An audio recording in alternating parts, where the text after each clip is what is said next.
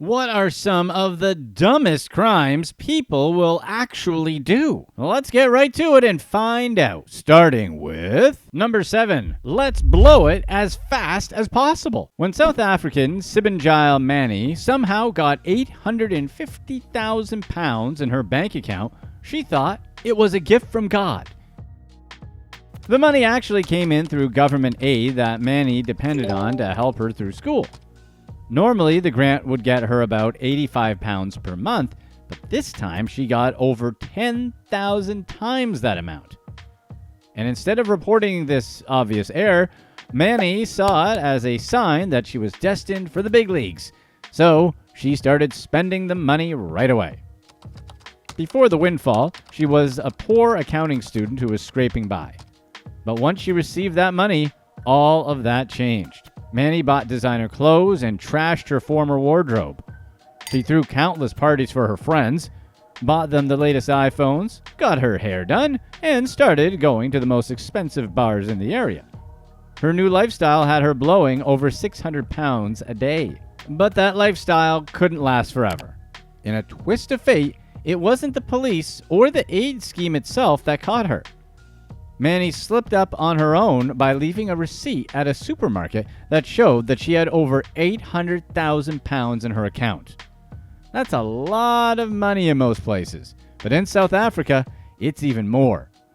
So the owners of the supermarket noticed something was up, told the police, and Mani was soon arrested. Astonishingly, she neither had to go to jail nor paid the money back. Her lawyer argued that she wasn't a danger to the community and hadn't done anything illegal to get the money. She ended up receiving a 5-year suspended sentence and was told to complete 14 weeks of community service. The really dumb thing about this story is the fact that there's no way to get away with this. Is it possible that Mani legit thought she'd never get caught? When it's that amount of money suddenly missing and unaccounted for, someone is going to eventually come looking for it. And she was an accounting student, so she should know this. Or at least know how to hide the money.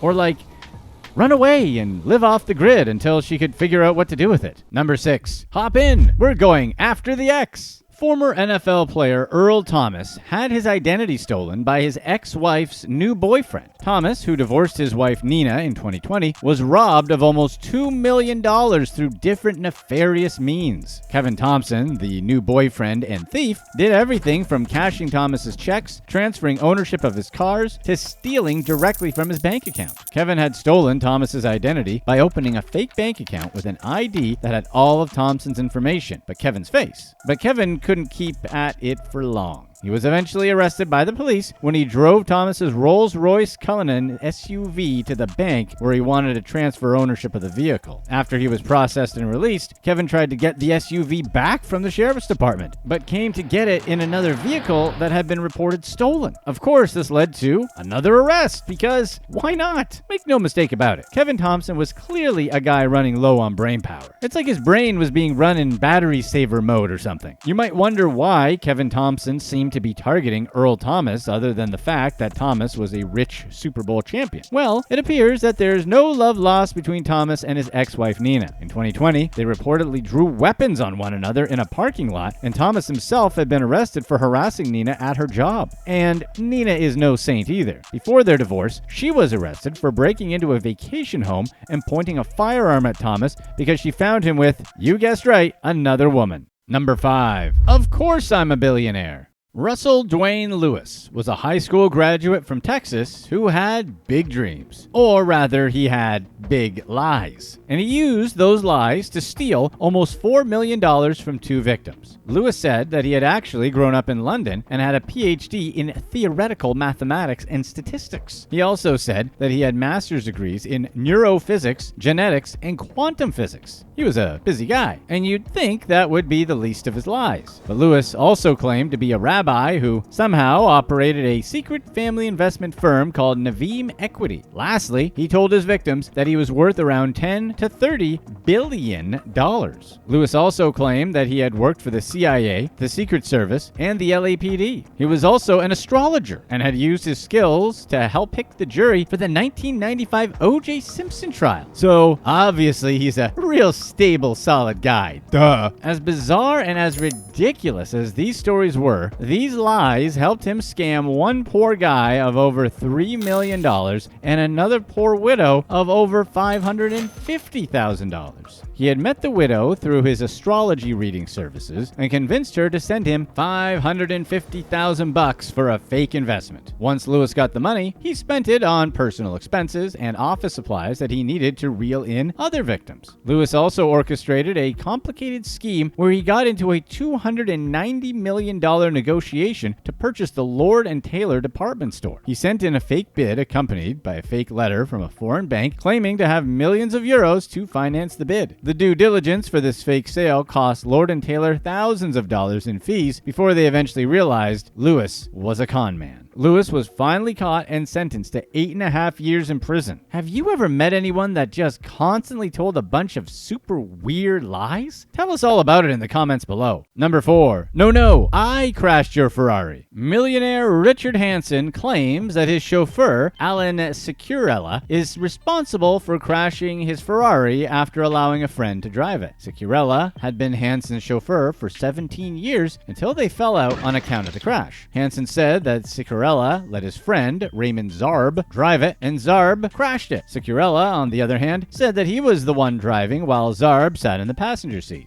After the crash, Hansen fired Sicurella and then hauled him and Zarb to court. The claim against Zarb was settled in an early stage, but legal complications involving the inability of Sicurella to prove his case led to it being dismissed. The judge in charge of the case then awarded £67,484 damages claim against Sicurella. The trial seemed like that should be the end of it, but Sicurella decided to resurrect the case, fight the judgment. He still claimed that the crash was merely an innocent accident, and the fact that Zarb's injuries from it were on his left side proves Zarb was in the passenger seat. But here's the issue. Fighting the case could cost Sicurella a total of £478,484 in court costs, leaving him in financial jeopardy. As of the release of this video, Hansen has a £412,000 charging order held over Sicurella's £800,000 family home because of the previous costs ordered against him. If this judgment doesn't go his way, he may end up losing everything. What do you think? Should Hansen have let it go even if Sicurella had allowed his friend to drive the Ferrari? Or do you think it's fair to go after Sicurella this way? Let us know in the comments below. Number 3. Yeah, about those 3 bankruptcies. 2020 was a rough year for everyone, including Dominic Chappelle. First, his wife kicked him out and began divorce proceedings. A few months later, a judge sentenced him to 6 years behind bars. Back in 2015, billionaire Philip Green, the owner of a British home store's department store, sold the business to Chappelle for the normal price of £1. Green had engineered the sale because the business was hemorrhaging money and was in so much debt that the only option was to just find a buyer and get out. The goal of the sale was to allow Chappelle to turn the fortunes of the business around and possibly make it profitable again. But instead of trying to save the failing business, Chappelle decided to fund his extravagant lifestyle. The company's financial problems didn't stop him from living his best life. Instead, it sort of spurred him on. Chappelle started by drawing a salary of £510,000 from the business. Next, he bought himself a £200,000 racing yacht, a £1 million speedboat, a Bentley, and Beretta firearms. He then took expensive trips to the Bahamas. Chappelle also hired a helicopter, but when he was asked why, he said it was to fly directly to stores around the country to see what was happening, like you do. After a few years of draining millions from the already debt-ridden company to finance his magnificent lifestyle, the house of cards came crashing down. The company became bankrupt, and all the stores closed down, creating a devastating loss of 11,000 jobs across the UK and leaving a pensions black hole of more than £500 million. But Chappelle cared little for such things. Chappelle had managed to evade paying over £600,000 in taxes through his spending spree. Basically, he had run the company into the ground, spent lavishly on himself, and still avoided paying his taxes. In court, he claimed that he had been too busy to run the company properly, which was kind of true. Chappelle said his financial advisors were at fault for him evading his taxes and the company getting bankrupt. We kind kind of doubt that his advisors told him to purchase yachts, speedboats, and Bentleys though. Unless they weren't actually advisors, but just people being like, yeah dude, go charter a helicopter and fly around. To make things even worse, Chappelle's wife had sent him packing around the same period and he had to live in a hotel. And things weren't going to get any better for Chappelle either, because during his trial, it was discovered that he had also wrongfully diverted £1.5 million of funds from BHS to a company in Sweden. The government also didn't let him off for the company's crash left in the pension scheme. Chappelle was forced to pay over £9 million back to the scheme, and Philip Green, who had sold him the business, was forced to pay back £363 million. The government picked up the rest of the tab. In the end, Chappelle was sentenced to 6 years in jail. The judge mentioned that Chappelle had previously bankrupted 3 businesses, so being reckless with finances was kind of a thing with him. This guy was always biting off more than he could chew and always let someone else take the fall. The thing is, Chappelle could have lived the same fast life without any consequences if he had just taken some time to run his businesses properly.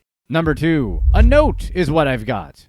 Thomas Muse had the clever idea that he could rob a pharmacy by wearing a surgical mask, a hat, and armed with nothing but a note. And it worked! Just kidding. He was caught about as easily as you'd think. On the note, Muse said that he was an armed robber and had a weapon. The note also said that he would hurt the person standing closest to him if he wasn't immediately given what he wanted on his list. Muse had just walked in and gave the pharmacy tech dealing with him his note. But the tech didn't even read the note at first and just asked him routine questions. When she finally got around to reading the note, she immediately took the note to the head pharmacist, who then packed the pills Muse demanded. The pharmacist also placed the note back in the bag he handed over to Muse. Muse left the pharmacy thinking his job was done, but things soon got tricky for him. As he left the pharmacy, cops were on his tail. After a short pursuit, he was caught and handcuffed. The police found all the evidence, including the note on him, so it was an open and shut case. Muse was hit with a slew of charges, including robbery, trafficking, and possession. He definitely seems like one of those people with a pretty entitled attitude. Speaking of bratty people, be sure to stay tuned right here to find out how other entitled people found out about the consequences of their actions in our past release.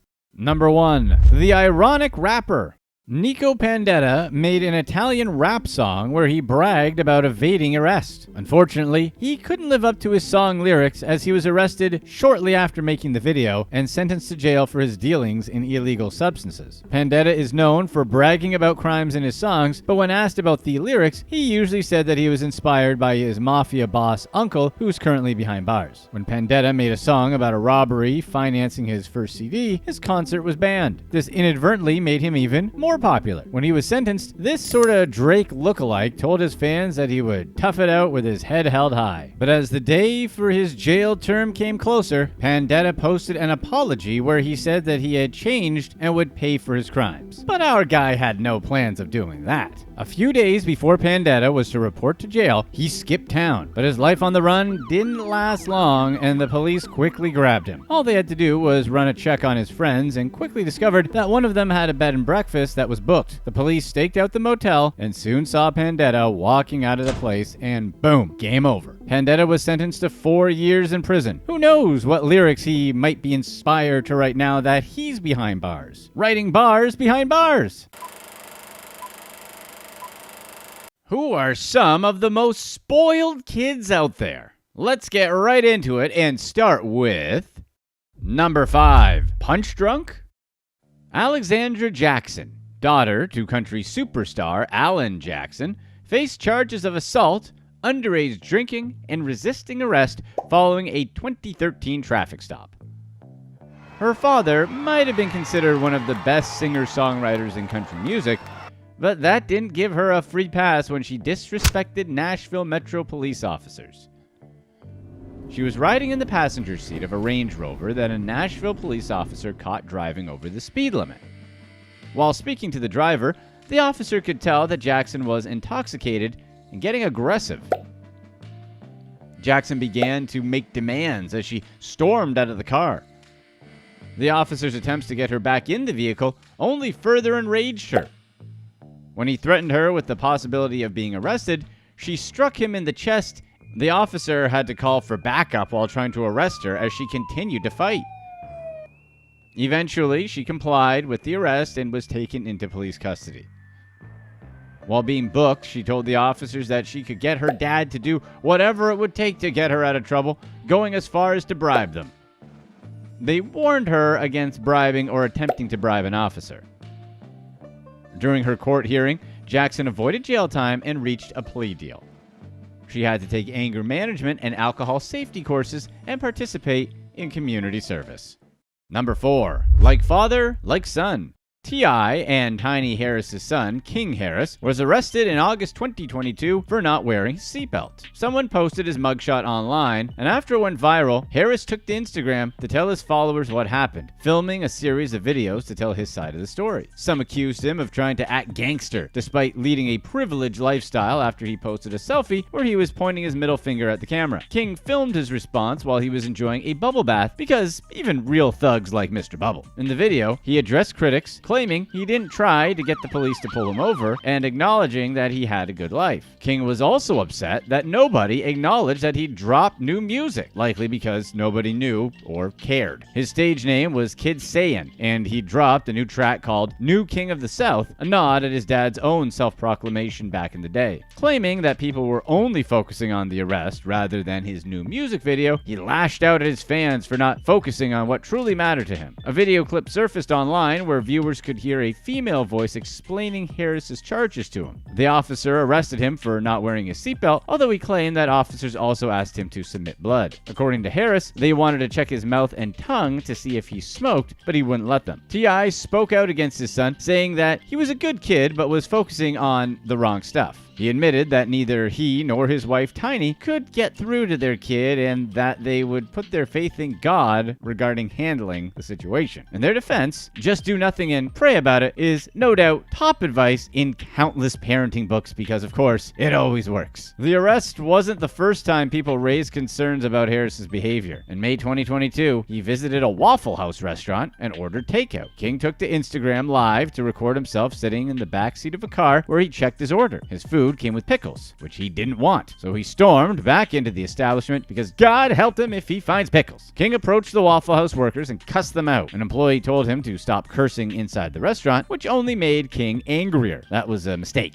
King told them he could do whatever he wanted. Then King taunted the workers and, in a truly baller move, bragged that he had their entire yearly wage in his pocket. If flaunting inherited wealth doesn't impress them, what will? Then he took out a stack of cash and showed them his dad's money, proving his impressive claim and obviously commanding the respect Waffle House should be giving him. King then threatened to pistol whip an employee for disrespecting him. He must not have been suitably impressed. The cook offered to meet him outside, but King bravely sped off, feeling he'd taught Waffle House a lesson about respect. In 2020, an 8-second video clip also showed King fighting another boy in a school bathroom. They were each throwing and ducking punches until it escalated. King threw his opponent against the wall and elbowed him to the ribs. Sounds like T.I. and Tiny needed to start putting their faith in God to help King sooner. Seriously, who else is supposed to raise, discipline, and teach their child? Them? Absurd! It's obviously God's job.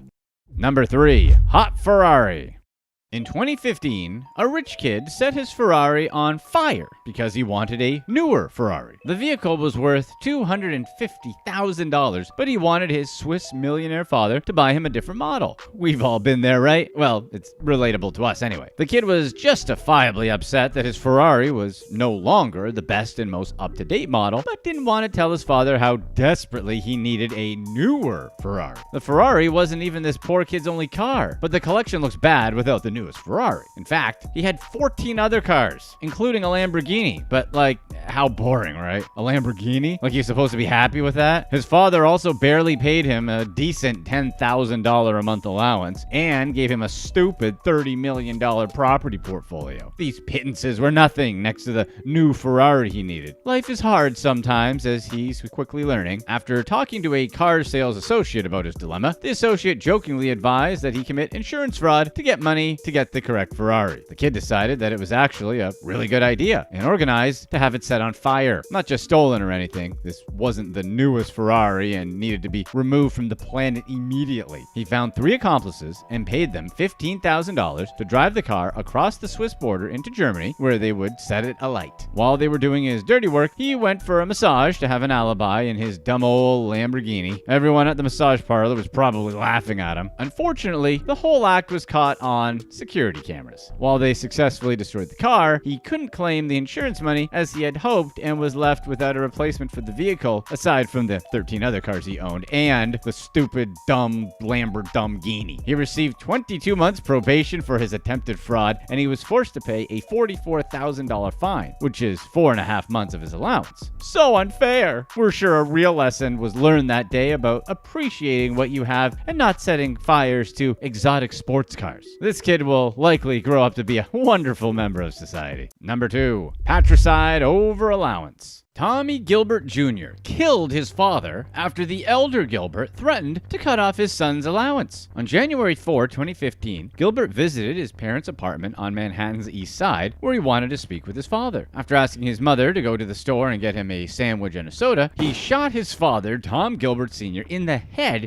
him instantly. Before Tommy left the room, he placed the .40 caliber Glock pistol in his father's hand and angled his fingers around so it looked like he was clutching it, leaving his mom to discover the chilling scene. Gilbert had delusions that started when he was a child. Some people and places were what he considered contaminated, such as New York's JFK Airport. He probably wasn't wrong about that, though. Once Tommy was on his way to Princeton with his father when they pulled over for gas near JFK. Gilbert claimed the place contaminated his clothing and was one of the most traumatic things he had ever experienced. Let us say that again. Stopping at a gas station near JFK Airport is the most traumatic thing Thomas Gilbert Jr. has ever experienced. Despite never being formally charged, some people suspected that he tried to kill a former roommate. Gilbert was convinced that Peter Smith was out to get him, despite there being absolutely no reason to think that. In October of 2013, Gilbert and Smith had attended the premiere of And After All, a short film in which Gilbert appeared as an extra, and had been co-produced by a mutual friend. After the premiere, Smith emerged onto the street when Gilbert stepped out of nowhere and jumped him. Gilbert repeatedly slammed Smith's head against the pavement. Gilbert had broken his nose and given him a concussion. When confronted by mutual friends, Gilbert went completely off the deep end, going on a rage-filled diatribe that was incomprehensible. Smith fled and was granted an order of protection. It didn't end there, with Gilbert and his friends regularly calling the SPCA to have Smith investigated for animal abuse. Of course, nothing was ever found because Peter Smith wasn't abusing his dog. A year later, Smith's Hamptons house burned to the ground after someone threw a Molotov cocktail into the residence. Usually, Smith would have been home alone, but thankfully, he had a friend over. Gilbert refused to get a proper job and was often described as a man-child. He was spoiled and would spend his time taking frequent surfing trips overseas and taking certain illegal substances. Tom Gilbert Sr. was a hedge fund manager and gave his son all the cash he needed, because nothing creates wonderful humans like inherited wealth. Tom supplied Tommy with a weekly allowance, financed his Jeep, paid for expensive club memberships, and helped out with any other costs his son had. Gilbert's name was even on his father's firm's payroll, but nobody that worked there knew what he did. Even though he had his allowance, Gilbert often approached his mother and asked her for more money. In 2012, when Tommy was 28, his parents gave him $74,000 and increased his allowance to $10,000 a month. When his father began to cut his allowance, Gilbert found other ways to make money, like buying a credit card skimmer. Then he contacted a real estate agent and asked that she sell his parents' Hampton home. It was soon apparent that he wouldn't get the money he needed. Following his arrest, Gilbert went to Rikers Island to await trial. His lawyer at the time repeatedly argued that his client wasn't mentally fit to take the stand. While in jail, Gilbert's mental health steadily declined. He stopped taking his medication and tried to start fights with other inmates. Tommy asked a friend to host a fundraiser to help him with his legal defense, but his friend refused, as nobody would want to help get a spoiled kid who went after his own dad to get out of jail. Tommy argued with his lawyer about taking an insanity defense and eventually wrote to the Manhattan District Attorney to ask for a public defender because he wanted to fire his attorney. Then, Tommy claimed to be suffering from radiation poisoning after swallowing a battery battery, but during his x-ray it was clear he was holding the battery over his stomach.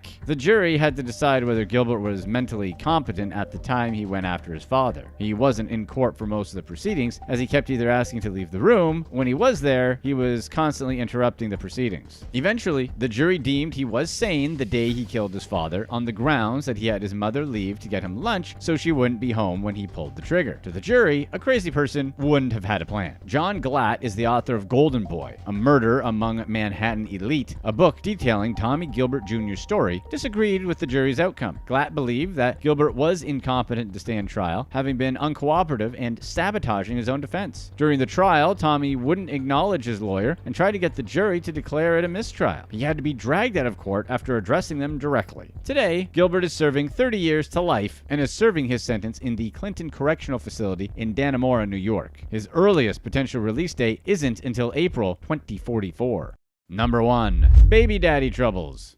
Ayanna Mayweather, daughter of boxer Floyd Mayweather, was charged with aggravated assault with a deadly weapon after being involved in a 2020 stabbing. Floyd Mayweather is often considered the greatest boxer of his era and one of the best in the sport's history. His net worth is $450 million, and 21 years into his career, his fights still generate millions of dollars of revenue. However, Ayanna Mayweather couldn't use her father's famous name to get out of trouble when a fight over her fiancé, NBA YoungBoy, escalated. Ayanna visited her fiance's house where she confronted LaPatra Lashai Jacobs, who was at the NBA YoungBoy estate late at night. They were probably just talking and hanging out though. It was 1:30 a.m. when she arrived at NBA YoungBoy's Houston home and found Jacobs inside. She told Jacobs that she was NBA YoungBoy's fiance and insisted that Jacobs needed to leave. Jacobs, apparently also seeing Mr. YoungBoy as a real catch, refused to leave. So Mayweather charged her with 2 knives and stabbed her twice. You would assume 1 stab per knife, but the details are fuzzy. One of those knives could still be considered new. An ambulance took Jacobs to the hospital where she underwent surgery for multiple lacerations on her arm. When police arrived, Mayweather told them it was the first time she'd met Jacobs. She claimed that Jacobs provoked her when she yanked at her hair. Authorities arrested Ayanna and took her to Houston's Harris County Jail, where she was later released on bond. 2 years following the altercation, Mayweather pleaded guilty to aggravated assault with a deadly weapon for stabbing Jacobs. She took a plea bargain where she waived her right to appeal a judge's decision. Mayweather agreed to the prosecutor's recommended punishment, which involved 6 years of probation, 40 hours of community service, and that she not harass, threaten, or have abusive contact with Jacobs. Pending her good behavior, she will be eligible to have the deferred adjudication end after 2 years. Floyd probably should have read The Cat in the Hat to his daughter while she was still young so she could learn about consequences and responsibility from a young age. Oh, wait. Click to watch one of these next videos. Let us know in the comments section what you'd rather do. Run 10 miles or be able to listen to only Ice Spice music for a month.